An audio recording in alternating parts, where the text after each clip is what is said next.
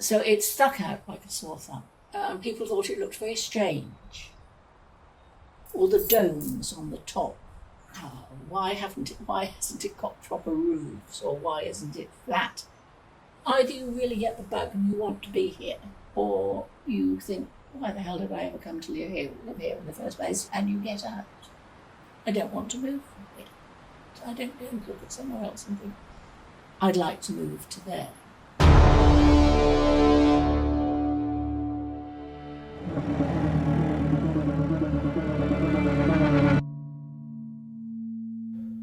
What brutalism aims for is honesty in design, emphasizing functionality over ornamentation. Brutalist buildings often appear monumental and imposing, evoking a sense of strength and permanence. Some might even find them cold and uninviting. But beneath their rough exterior is a design philosophy. Form follows function. This means that aesthetics and visuals come after their purpose, designed for design's sake. Which begs the question, what happens when a building loses its function? Is an embellished appearance more or less honest than raw functionality?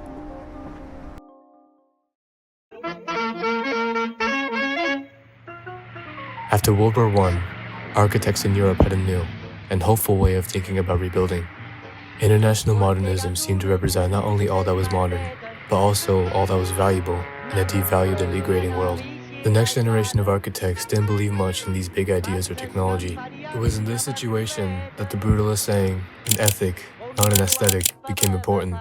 It wasn't the look of early brutalist buildings that made people notice, but the strong, new way they were thinking about architecture. The term brutalism is not clearly known to have come from one source, but the most likely explanation comes from using the French phrase béton brut, which means rough concrete. This was used to describe buildings made after World War II, which were made quickly and didn't have fine finishes because of lack of resources.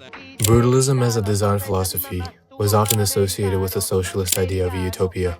This was supported by its designers, especially Allison and Peter Smithson, at the height of the style. Given the conditions after World War II, it was natural that the new generation of architects saw a challenge to build for the future. Ultimately, brutalist architecture showed a rejection of the past and focused on making things affordable in large amounts. But despite this, brutalism was met with a mixed reception from the public.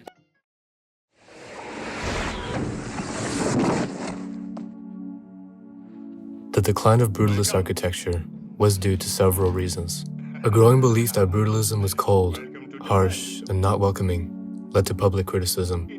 It might possibly have been, but certainly the backlash against it has been almost unprecedented. It's hard to think of any other architectural movement that has been quite so reviled. It goes far beyond the simple sort of stylistic cycle. Brutalism became, for its opponents, a cipher or a symbol of a political economic system that they were wanting to overturn. For those looking to advocate for those political economic policies and I guess the sort of social systems from which they emerged, it's you want to have a good target.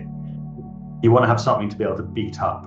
And I think architecture, more generally, brutalism specifically became that target. Today, brutalism is seen in different ways, affecting modern architecture and how we protect buildings. Many modern architects are drawn to the rough, unfinished look of brutalism. They use raw concrete and show the structure in their designs, but also mix it with modern materials and techniques to make buildings more inviting and a part of the environment. Brutalism teaches us that architecture is more than just looks. It shows the values of a society. Its raw materials, strong shapes, and focus on usefulness show the post-war needs for affordable homes, public buildings, and fairness. When architecture in some instances was aligned with political agendas, architecture almost became a sort of manifestation of the kind of social democracy, of the ethos and the policies of the welfare state. And I think it was, I was far from alone. But brutalism also makes us think about what we value in our buildings and who it benefits.